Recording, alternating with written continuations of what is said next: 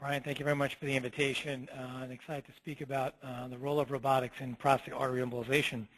And so a couple things I'm going to cover here. First is just review the literature for PAE and describe a little bit about who's a candidate for the procedure, then focus on what the challenges are with the procedure, because I think that's the main obstacle that we face with PAE.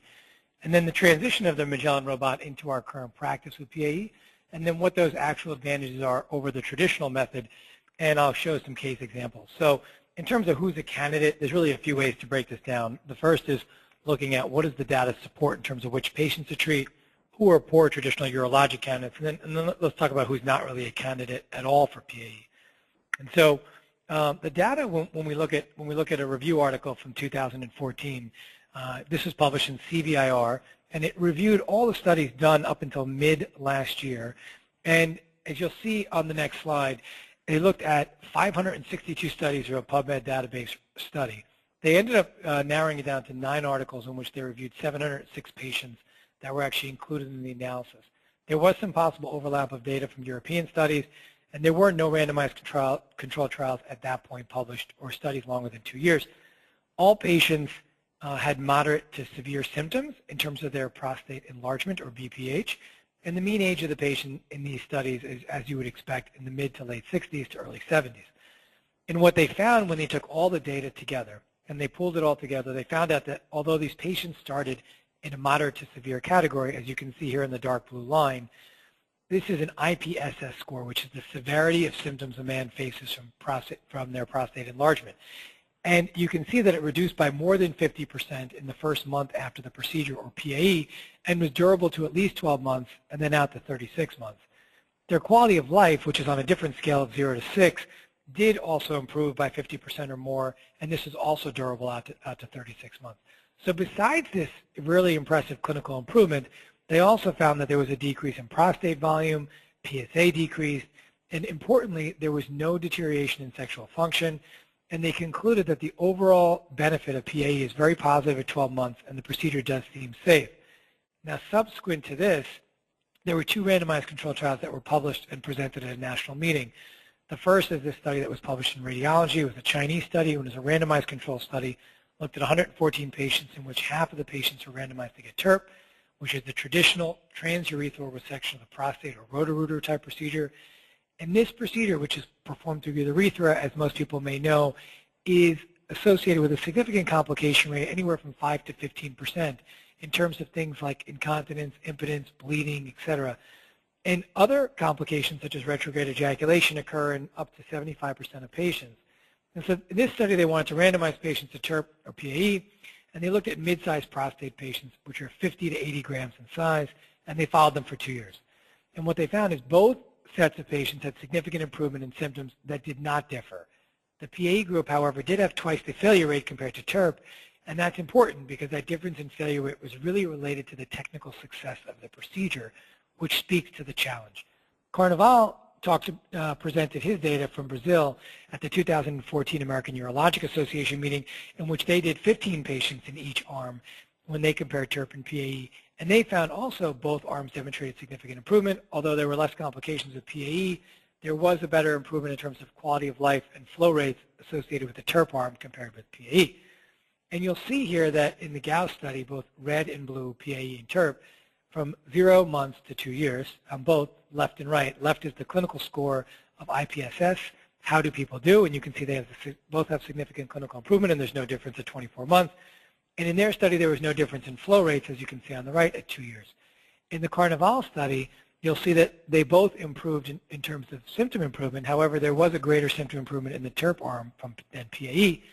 And on the subsequent slide, you'll see that the flow rate did improve greater in the TURP arm than the PAE group, although the PAE group did return to a normalized flow rate, which is about 15 cc's per second in an adult male.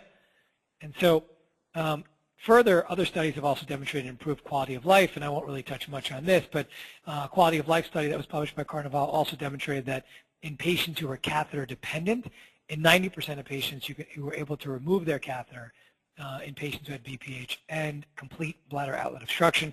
They did have one complication, and that also speaks to the technical challenge of the procedure, and that was an area of bladder ischemia in which the catheter was probably placed in an area where the embolic material was then delivered into the vesicle or intravesical artery going to the bladder. So are there limitations to other therapies and give us opportunities with PAE? Well, with large glands, as you can see here on the left, or in the central area, small prostate, or with a big median lobe on the right, there are different complications associated with those procedures, and those complications are things that limit the ability of traditional procedures like TURP, microwave, laser, and allow PAE to come to the forefront as a relatively low-risk procedure, however technically challenging to perform. So for PAE, does size really matter? And you'll see here on the left with a large prostatic artery, here in the middle with an average size, and on the right with a small prostatic artery. Ironically, the large prostatic artery on the left has the most tortuous course. So even though it may accommodate a catheter easiest in terms of its size, the tortuosity does limit the ability for the interventionalist to actually catheterize and secure distal catheter position for embolization. So there are technical challenges with each size, but in terms of clinically, as you'll see here on the next slide, whether it's a large volume prostate, as you'll see here on the left or in the center, whether it's mid-sized prostates, or as we've presented recently here at ISET in Florida at Dr. Katzen's meeting on the right, small-sized prostates, mid-sized prostates, and large prostates all do the same. They all demonstrate significant clinical improvement, and we also presented this data at the SIR meeting just last month. And so are there challenges with PAE, and why is this not so widely adopted? Well, I just mentioned earlier how tortuous the arteries can be to navigate, and I think that's really one of the most primary challenges of the procedure. The anatomy in elderly men does distort and misdirect pre-shaped catheters, or as we call pre-robotic catheters.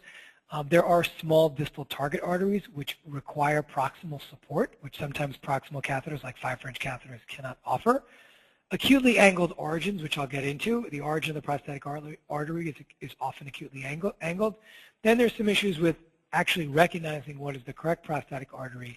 And then the last is a safety issue. Well, the cases can take a long time if they're not consistent and performed in a reproducible manner, and this can lead to high radiation doses not just to the operator but to the patient alike.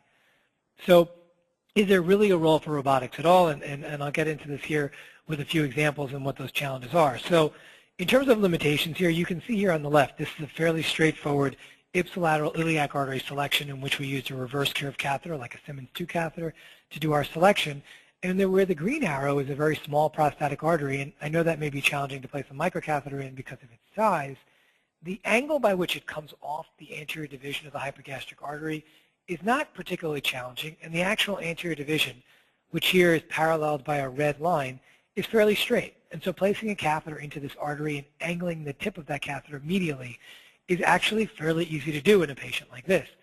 However, on the next slide here, you'll see that we have patients in which we use either a reverse curve catheter like we did on the previous, or we use a Waltman loop, in which interventionalists are familiar with using a Cobra catheter and then trying to direct or angle that catheter tip medially. Unfortunately, in a patient here, not in this patient in particular, because of common iliac or external iliac, common iliac artery tortuosity, torquing that Waltman loop medially can be very challenging, and no matter how much you torque the catheter, the distal tip still wants to point laterally, and that can limit our ability to select a medially oriented vessel. And so on the next slide, we're also limited by things like a steep aortic bifurcation, and here in which the angle is about 15 to 18 degrees. Getting a catheter up and over this bifurcation may not be so challenging, but having the catheter stay there while you perform distal embolization or subselective catheterization, that can be more challenging, in which the proximal catheter may back out. On the subsequent slide here, you'll see ipsilateral hypogastric artery angulation can offer the same challenge, in which we may place the catheter not just via Waltman loop, but directly into that hypogastric artery, and that angulation can also limit our proximal support. Here is what I was talking about in terms of acutely angled origin. This angle, as you can see here on the slide on the left with the red arrow, is pointing to a vesicoprostatic trunk. So it gives origin to the vesical artery, which goes to the bladder superiorly, and then that tortuous artery, which extends inferiorly, is the proper prostatic artery. That acute angle is very challenging to negotiate a microwire and microcatheter unless you have good proximal support. And not only that, support which actually angles medially, so it allows proper selection of that vessel. That angle is very commonly seen in patients in which there's a vesicoprostatic origin. In patients in which the prostatic artery arises from other origins, that's not often seen, but in this particular example it is. On the right slide here, you can see a similar example with the vesicoprostatic trunk. The straight vessel, which arises off that red arrow, is a branch that goes anterior to the bladder, where that curved arrow that goes inferiorly is the prostatic artery. And unless you have good proximal support or proximal angulation, then it's very difficult to put that microcatheter distally into the prostatic artery. On the subsequent slide here, you'll see that this is a case in which we failed selective catheterization. On the left picture, we failed selective catheterization because we could not get our Waltman loop angled medially and subsequently get our microcatheter into that first tortuous artery that makes a complete reverse curve and then goes down. Subsequent to that, we brought the patient back, and you can see here, this is actually a robotic 6 French guide catheter, which is placed, and the tip is angled just to the origin. And on the slide on the picture on the right, you'll see the catheter extends just distal to that radiopaque marker and is seated right at the origin of that really tortuous artery. So then on the subsequent slide, you'll see we were able to place our microcatheter distally here, and it was placed using the robotic catheter as support and angulation, so we could basically pick off the origin of that vessel and then advance our microcatheter distally, and you can see on the image on the right how hypervascular and large this prostatic gland is. So despite having a massive prostate, it still was very challenging, and the robotic catheter in this case we used very successfully in a patient who we failed initially in the pre-robotic era, if you will, for us. Similarly here in that case I showed with ipsilateral hypogastric artery angulation, how do we get over this? You'll see on the next slide, we can take that 6 French catheter and perform angulation by angling the proximal articulation point away from the hypogastric artery origin, and then using our distal tip, angulating it medially, and then seating it very well into the hypogastric artery, and then driving that catheter down into the anterior division, as you'll see, and then performing prostatic artery embolization from there. So not having to perform a Waltman loop and then manipulating this catheter, it's fairly straightforward, and you can see, without getting too confusing here with some terminology, the actual arc that is performed on the distal tip of that catheter, or what I like to refer to as the tightness of the curve, the ability to curve the distal tip of that catheter, is so acute that it allows you to actually perform a selective catheterization of a vessel that's completely 180 degrees from the origin of the parent vessel. And you can see here from these videos that advancing that catheter, and in this case we're advancing it over a glide wire without the leader catheter, just the 6 French catheter alone, over the leader catheter into that hypogastric artery very successfully into the anterior division, and then subsequently being able to perform, as you'll see on the next slide, our prostatic artery embolization. And in this case, in which, if we can go back just one slide here, we advanced our catheter in. That middle picture is just to demonstrate how tortuous this artery actually is and how well this 6 French guiding catheter or robotic catheter can be advanced over that wire without significant difficulty. And I think that's important because when performing prostatic artery embolization, what I always tell our techs is the contralateral side is often not as difficult as the ipsilateral side, and this has really reduced our time in ipsilateral prostatic artery embolization. So on the next slide here, you'll see this is exactly what I meant by that tight radius. If you look here, before we perform our selective catheterization, this is a complete 180-degree selection of that hypogastric artery. But on the right in the video here, the cine image, you can see that distal tip, we basically curve on itself to then select and then perform a hand injection through that guiding catheter. And it gives us great imaging of the hypogastric artery and subsequent branching. And we don't even need to use a power injector at this point to do our subsequent injections.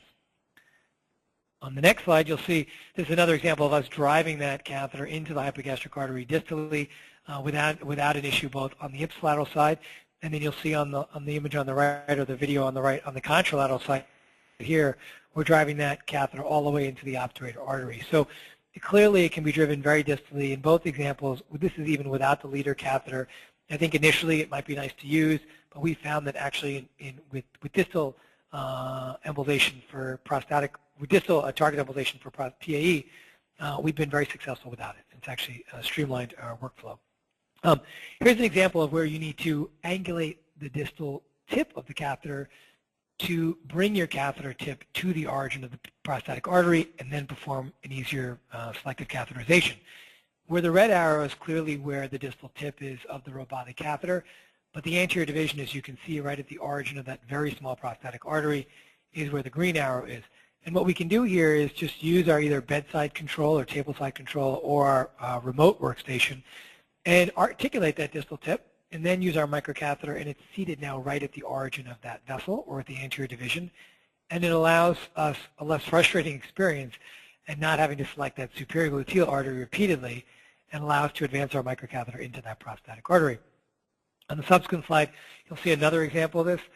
Here we wanted to bring our distal catheter, 6-French robotic catheter, into that anterior division where it bifurcates here into, say, a gluteal and pudendal artery. And we brought our 6-French catheter, as you'll see here, all the way down to that bifurcation of prostatic artery and pudendal artery, and then subsequently brought our microcatheter into the prostatic artery and performed our embolization. So it can not only be used in the hypogastric artery and the anterior division, but here we brought it down even into the internal pudendal artery to then perform our subsequent embolization. As you'll see here on the next slide, this is another good example of distal angulation. We use our microcatheter here after getting that catheter in the hypogastric artery on the left. We use our catheter here angulated again into the anterior division. You can see how small that vessel is, probably perhaps 5 or 6 millimeters, and able to bring that catheter into that vessel without a problem. On the subsequent slide here is an example of us bringing that catheter, or the 6-French catheter, up to a trifurcation point. So we brought it up to where the inferior vesical artery then bifurcates into a prostatic artery, which you can see extending all the way to the left of that leftward image. And once we brought it to that bifurcation or trifurcation point, in this example, we're easily able to bring our microcatheter down distally, as you can see on the image on the right. And that's a great example of prostatic artery perfusion, as you'll see, and how distal we take that microcatheter basically into the gland before we perform our embolization. So why is proximal support so important? Well, with small target arteries, it's obviously important to have proximal support, because as you're advancing your microcatheter, it's easy for a 5-French catheter or even an Ansel sheath or a proximal sheath to back out. But with this robotic catheter, it takes on a fixed position. So that proximal support is very important and does not back out. In an easier selective case like this, where the vessels are not very tortuous, and you can see they all sort of take obtuse angles, proximal support may not be as important. But unfortunately, this is not the typical case in an elderly male. On the next slide, this is actually 3 different videos where I wanted to show you the example of what that distal articulation does. You can see here on the video all the way on the left, as we're just articulating the distal tip, we're directing that distal tip towards the prostatic artery. In the video in the middle, once we direct that catheter tip medially, now we do a hand injection, and you'll see with that hand injection we now can opacify 3 different vessels. One going laterally, one going medially, and then in the middle that really tortuous double S-shaped vessel of the prostatic artery. And here in the video on the right, without even using the microwire, because of that proximal support, that microcatheter is able to be advanced into that prostatic artery with very good proximal support, maintaining antegrade flow, and in a very tortuous artery. And so this is a perfect example of how that distal navigational ability really allows us to select a really difficult, normally difficult vessel to select.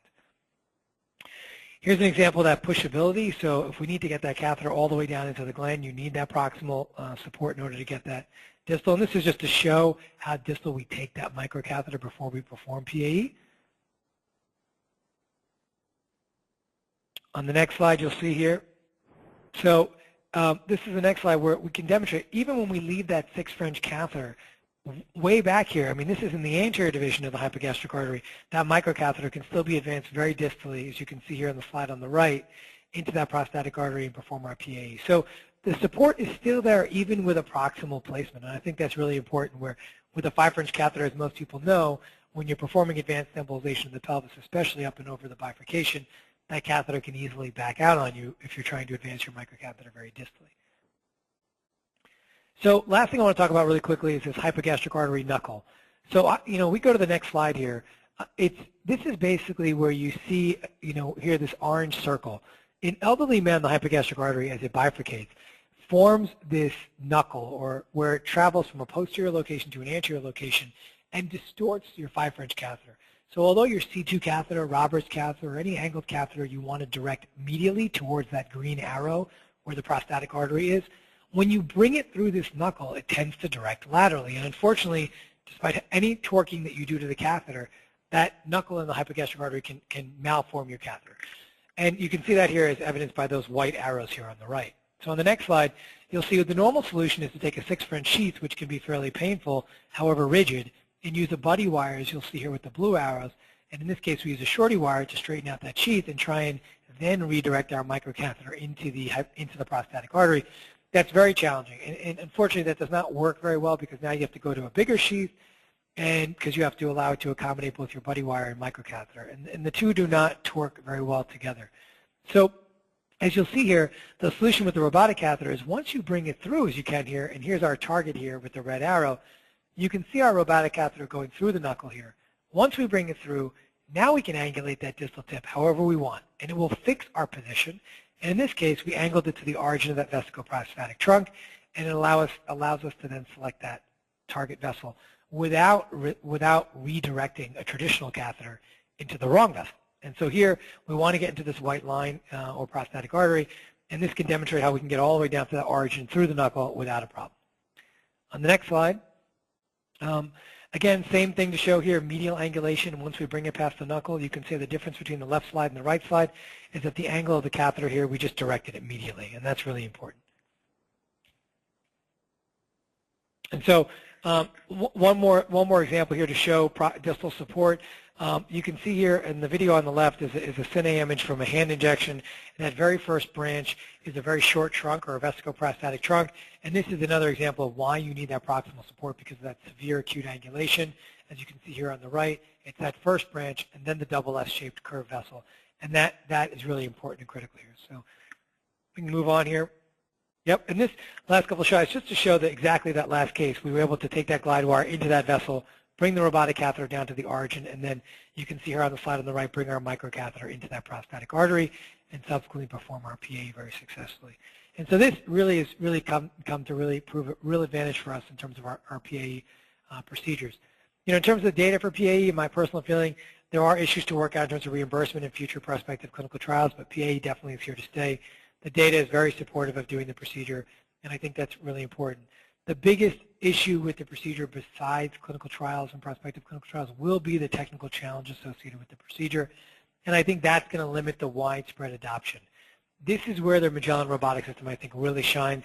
It's really offering us the potential to improve the procedure in terms of ease, consistency, reducing our radiation dose because we can actually stand 4 feet or more from the patient's pelvis.